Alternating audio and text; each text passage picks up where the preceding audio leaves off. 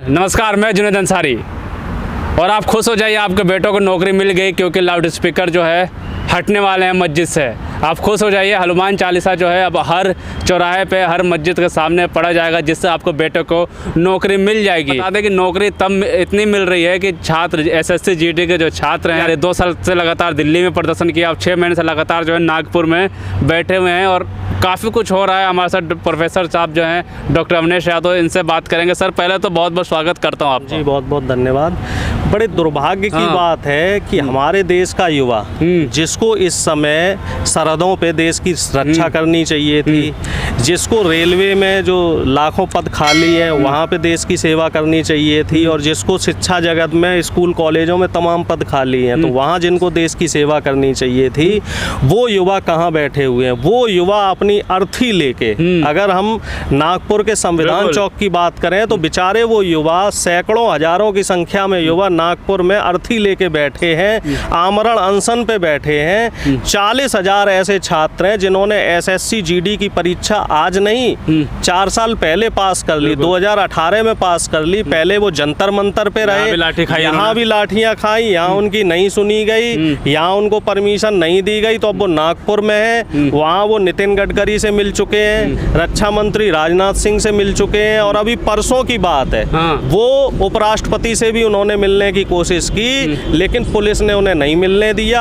और उन युवाओं ने ज्ञापन प्रधानमंत्री कार्यालय में भी दे दिया है, गृह मंत्रालय को भी उन्होंने ज्ञापन दे दिया है, सब जगह वो गुहार लगा चुके हैं। और इवन अब वो सुप्रीम कोर्ट में एक याचिका दायर करने वाले हैं कि अगर आप लोग हमें नौकरी नहीं दे सकते हैं तो हम सभी को आप इच्छा मृत्यु की परमिशन दे दीजिए, क्योंकि ऐसे हम जी नहीं पाएंगे। कई वीडियो वायरल हुई जहाँ पे भूख हड़ताल में बैठे हैं छात्र जो हैं, अस्पतालों में तड़पते हुए वीडियो वायरल हो रही है जी। वो भी सिर्फ सोशल मीडिया पे। जो गोदी मीडिया है कहीं ना कहीं सिर्फ हिंदू मुस्लिम करने में लगा है, वो हनुमान चालीसा और अजान दिखा रहा है, लेकिन ये छात्रों को नहीं दिखा रहा गोदी मीडिया। देखिए, गोदी मीडिया छात्रों को नहीं दिखा रहा है, गोदी मीडिया आपको यूक्रेन की त्रासदी दिखाएगा, गोदी मीडिया आपको पाकिस्तान में इमरान खान दिखाते रहेंगे कैसे सरकार गिरी, गोदी मीडिया ने ये भी दिखाया किसान कैसे खालिस्तानी है, गोदी मीडिया ने ये भी दिखाया कि एनआरसी सीए का जो आंदोलन कर रहे हैं वो देशद्रोही लोग हैं, पाकिस्तान से उन्हें फंडिंग हो रही है। गोदी मीडिया यहाँ तक दिखा रही है कि श्रीलंका में क्या हो रहा है, लेकिन गोदी मीडिया ये नहीं दिखा रही कि हजारों लाखों छात्र, चाहे वो रेलवे के हों, एसएससी जीडी के हों, एनटीपीसी के हों, चाहे शिक्षक भर्ती के हों, उनके ऊपर पुलिस जातियां कर रही है और 700 से ज़्यादा युवा मर चुके हैं। हमारे लिए शर्म की बात है कि 700 से ज़्यादा युवा या तो उन्होंने आत्महत्या कर ली या फिर वो भूख हड़ताल के दौरान मर चुके हैं। और सबसे ज़्यादा दुर्भाग्य की बात है कि किसी प्रिंट मीडिया में उनकी खबर नहीं चली, किसी नेशनल मीडिया में उनकी खबर नहीं चल रही है, और उनकी आवाज़ को शासन प्रशासन से लेके हर लेवल तक दबाने की कोशिश की जा रही है। और हम और आप ही हैं ऐसे जो इनकी आवाज़ को उठा सकते हैं। इस समय युवा पूरी तरीके से हतोत्साहित हो चुका है, उनमें से कई युवाओं से मैं संपर्क में हूँ और यथासंभव जो भी प्रयास हो रहा है मैं कर रहा हूँ, लेकिन कहीं ना कहीं इसमें सरकार की विफलता है, सरकार की नाकामी है, क्योंकि जिस तरफ जवानी चलती है उसी तरफ जिंदगानी चलती है। सरकार के तो आपका कहीं ना कहीं उन लोगों पे, भक्तों का भी तो है जिम्मेदारी है, जो लोग हिंदू मुस्लिम करते हैं, इन छात्रों की बात नहीं करते, जो छात्र लगातार नौकरी के लिए अपनी जान गंवा रहे हैं। भाई देखिए, इसमें वर्मा जी के भी बच्चे हैं, इसमें शर्मा जी के भी बच्चे हैं, बच्चे तो कम ही होंगे, साहब के भी बच्चे हैं, क्योंकि अब्दुल का बच्चा तो साहब पंचर बना रहा है, वो पहले 50 रुपए ले रहा था, वो हो सकता है 100 रुपए ले लेगा, तो उस पर फर्क नहीं पड़ेगा। फर्क पड़ेगा जितने भी ये हिंदू हृदय सम्राट बने हुए हैं, जितनों ने भी ये भगवा चोला पहन रखा है, जो भी ये आरएसएस की शाखा में जा रहे हैं, 90% बच्चे उन्हीं लोगों के बच्चे इसमें प्रभावित हो रहे हैं। और मैं हूँ या आप हो, हम जैसे लोग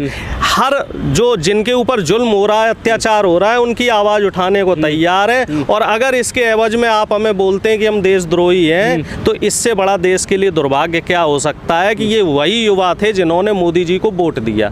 14 में भी वोट दिया, 19 में भी वोट दिया, और अभी भी बेचारे वो युवा बड़ी आस और उम्मीद से मोदी जी से आस लगाए हुए हैं कि हमें नौकरी दी जाएगी, लेकिन होना क्या है वो आपको भी बेहतर पता है, हमें भी बेहतर पता है कि ये सिर्फ राजनीतिक रोटियां सेंक रहे हैं, क्योंकि वहाँ से इन्हें कोई राजनीतिक फ़ायदा नहीं मिलना। सरकार के पास उनको देने के लिए फंड नहीं है, व्यापारी मित्रों को देने के लिए तमाम फंड है, उनके टैक्स माफ़ करने के लिए तमाम फंड है। सरकार सिर्फ इतना बोल देती है कि हाँ साहब हमारे पास फंड नहीं है, लेकिन जब इनके टैक्स माफ़ करने होते हैं इनके बड़े बड़े व्यापारियों के, तो वो टैक्स माफ़ करने के लिए फंड हो जाता है, कर्जे माफ़ करने के लिए फंड हो जाता है, लेकिन युवाओं को नौकरी देने के लिए सरकार के पास फंड नहीं है। नौकरी देने के फंड नहीं है। छात्र लगातार प्रदर्शन कर रहे हैं, लेकिन यहीं बाबाओं को देख लीजिए, साक्षी महाराज को देख लीजिए, छात्रों का हाथ में तलवार देने की बात करते हैं कि तलवार रख लीजिए, आप तीर रख लीजिए मारने के लिए। हमारे देश का दुर्भाग्य है कि जो हमारे देश के धर्म गुरु हैं वो देश के युवाओं को शिक्षा रोजगार की तरफ ना ले जाके नफरत की तरफ ले जा रहे हैं। ये बताओ साक्षी महाराज के अपने लड़के को तलवार देंगे?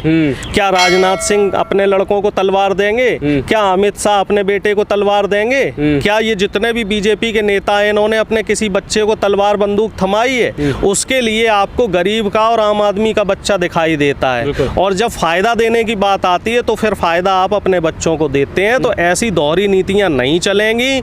युवाओं को इस समय एकजुट होने की जरूरत है, और सरकार का हर तरीके से सोशल मीडिया से लेके ग्राउंड लेवल तक विरोध करने की जरूरत है और सड़क पर उतरने की जरूरत है। और इसमें विपक्ष से भी मेरा अनुरोध है कि वो अपने इस गर्मी में अपने एसी केबिनों से बाहर निकलें और युवाओं की आवाज बने। विपक्ष भी लगातार छात्र बैठे हैं प्रदर्शन करने, विपक्ष भी कहीं ना कहीं दूर है उनसे, नहीं पहुंच रहा है। इसी वजह से मैं कह रहा हूं कि विपक्ष भी पहुंचे और उनकी आवाज बने, उनके कंधे से कंधा मिला के इस आंदोलन में शामिल हो और उनको उनका हक दिलवाए, तभी विपक्ष पे जनता का भरोसा उठेगा। ऐसे नहीं कि चुनाव से पहले आप प्रकट हो जाएं और चुनाव के बाद आप गायब हो जाएं। लास्ट में सवाल छोटा सा, प्रोफेसर साहब, अर्थी जिंदा आदमी अपनी अर्थी बनाने पे मजबूर है।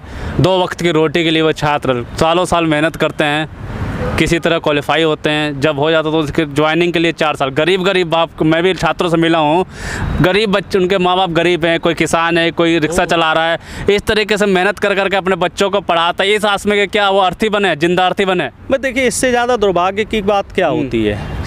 जो सरकारी नौकरी में वही लोग जाते हैं जो आर्थिक रूप से जिनकी स्थिति ठीक नहीं है। गरीबों के बच्चे, रिक्शे वालों के बच्चे, रेहड़ी पट्टी वालों के बच्चे, कई जो IAS बने थे वो भी इसी तरीके के लोग हैं। अब अगर सरकार इधर ध्यान देना बंद कर देगी तो फिर सरकार का काम क्या है? क्या सरकार सिर्फ बड़े बड़े व्यापारियों को फायदा देने के लिए? क्या सरकार सिर्फ धर्म के नाम पे लोगों को लड़ाने के लिए? कि सरकार की जिम्मेदारी नहीं बनती कि इन युवाओं की जो परेशानियां हैं उनको संज्ञान में लिया जाए और उनके लिए काम किया जाए? और अगर सरकार ये काम नहीं कर सकती है तो इस सरकार को सत्ता में रहने का कोई अधिकार नहीं है। हम और आप लोगों को मिलकर इन्हें सत्ता से बेदखल करना ही पड़ेगा। बेदखल करना पड़ेगा, बिल्कुल साफ तौर पे।